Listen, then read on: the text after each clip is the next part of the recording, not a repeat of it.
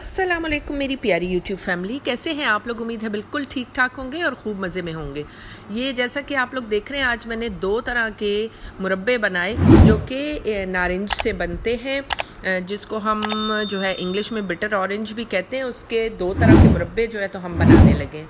अब ये हमारे पास सबसे पहले तो जो नारंज थे उसको हमने इस तरीके से ना कद्दूकश की मदद से ना थोड़ा थोड़ा सा ना इसको हमने ग्रेट कर लेना है ऊपर से, ताकि इसकी जो ग्रीन वाली जो वो है ना स्किन है, साबुत नारंज लेके उसको धो के इस तरीके से उसको इस तरह से उसमें से जो है तो वो मटेरियल उसका हम हटा देना है हमने, ग्रीन वाला डार्क ग्रीन वाला पोर्शन, और जो लाइट ग्रीन वाला है वो छोड़ देना है। अगर आपके पास ऑरेंज कलर के नारंज हैं यानी कि पूरे के पूरे पके हुए, तो वो और भी ज़्यादा अच्छे साबित होंगे, लेकिन आजकल इस किस्म के थे तो मैंने इस तरह के बना लिए। मतलब ग्रीन वाले ऑरेंजेस का सीज़न था तो मैंने इस तरह के ये बना लिए। बस इन सब के ऊपर से ना मैंने तकरीबन 14 ऑरेंजेस का जो है मुरब्बा बनाया, जो कि मैं एक तो मुरब्बा बनाऊंगी और दूसरी मैं चटनी बनाऊंगी। इसी से हमने दोनों किस्म की जो मुरब्बे और चटनी दोनों हमने बनाने हैं। इसका जो पल्प है वो हमने ज़ाया नहीं करना, बल्कि उसकी हमने चटनी बना लेनी है। ये है मुरब्बा बनाने का तरीका जो हम इसकी पील से बनाएंगे। और मुरब्बा भी मैं दो किस्म का बनाऊंगी, एक गुड़ का, एक जो है तो चीनी का।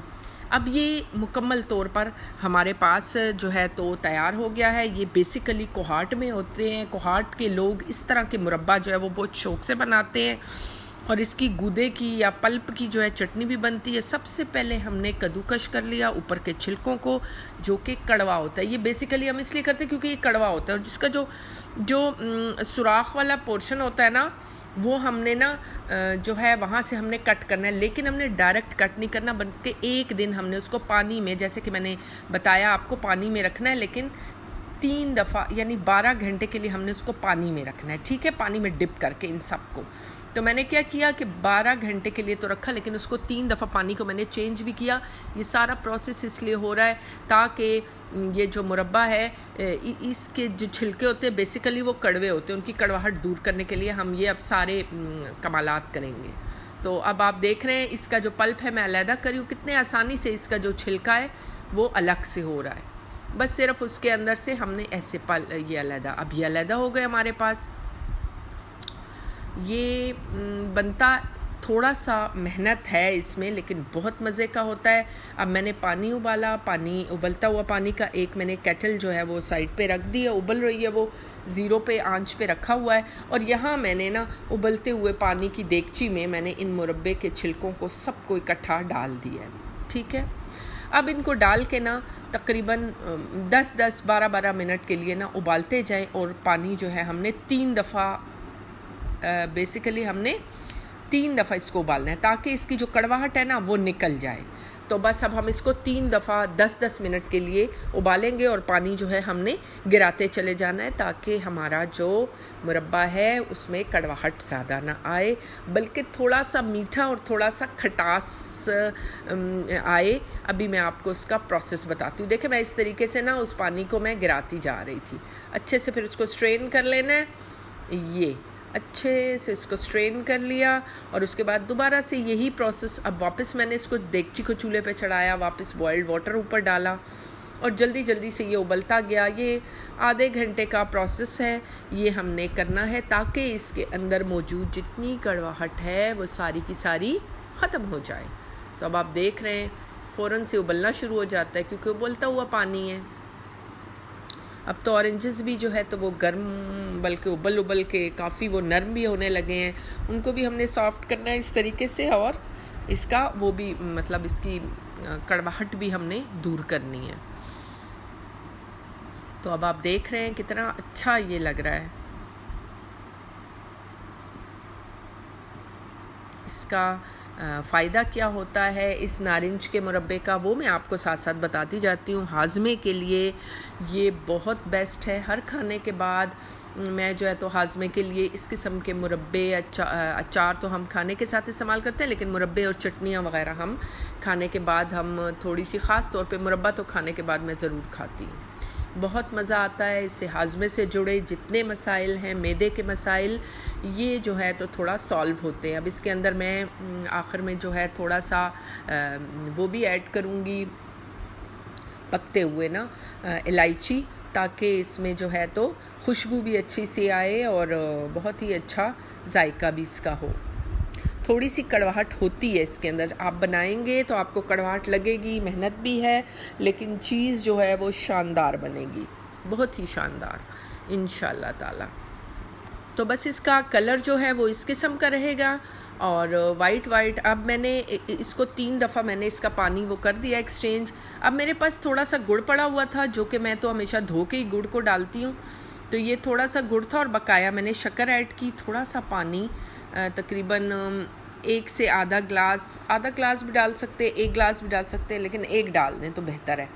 थोड़ा पानी में मुझसे थोड़ा कम हो गया था, आधे गिलास से थोड़ा ज़्यादा था, लेकिन पूरा 1 गिलास डालिए आप, उससे थोड़ा जूसी मुरब्बा बनेगा। ये देखें मैंने मज़ीद ऐड कर लिया, बॉइल्ड वाटर में ऐड करती हूँ और बस ये शक्कर और गुड़ का मिला के एक सिरप सा तैयार हुआ। जूँ ही वो रेडी होता है तो हम उसमें आधे जो ये पड़े हुए थे हमारे पास, जो कि अभी पूरे नहीं गले, ठीक है, आधे घंटे में ये पूरे गलते नहीं हैं, तो जब ये तैयार हो जाएगा ये सिरप, तो इसके अंदर मैं कैसे डालूँगी आप देखें। अब इसके अंदर से मज़ीद जो ये देखें चम्मच की मदद से थोड़ा थोड़ा ना इसके अंदर एक पल्प सा होता है, वो भी मैं हटा देती हूँ, उससे भी कड़वाहट जो है तो आने का जो है तो एहतमाल होता है, तो बस वो भी इस तरह से मैंने हटा दिया। ये देख रहे हैं आप लोग, ऐसे बस ये हटाते जाएं और इस तरह से रखते जाएं। बस ये मैंने सारे मुरब्बे, मतलब जितने पीसेस थे ना, 14 ऑरेंजेस 14 ऑरेंजेस थी, और बस उसको मैंने इस तरीके से करके रख दिया। ये सारा मैंने फेंक दिया।